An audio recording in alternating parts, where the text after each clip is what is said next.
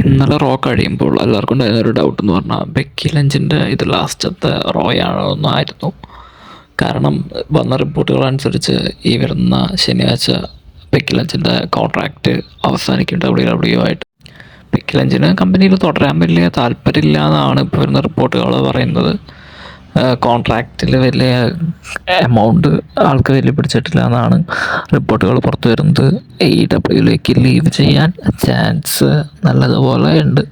ചിലപ്പോൾ ഒരു Wednesday night ചിലപ്പോൾ കാണാതിരിക്കാം ബെക്കി ലഞ്ച് AEWയിൽ ഡെബ്യൂട്ട് ചെയ്യുന്നത്. നമുക്കെന്തായാലും ഇപ്പോൾ ഒന്നും പറയാൻ പറ്റില്ല. എന്തായാലും ബെക്കി ലഞ്ച് തുടരണം എന്നാണ് എൻ്റെ ഒരു ആഗ്രഹം. കാരണം AEW അത്ര നല്ലൊരു പ്ലേസ് അല്ല, ടാലൻസിന് പറ്റിയ അത്ര നല്ല പ്ലേസ് അല്ല. ബെക്കി ലഞ്ചിന് കൂടുതലും നല്ലത് WWE നിൽക്കുന്നത് തന്നെയായിരിക്കും. എന്തായാലും നിങ്ങളുടെ അഭിപ്രായം എന്താണെന്ന് അടിയിൽ കമൻറ്റ് ചെയ്യുക.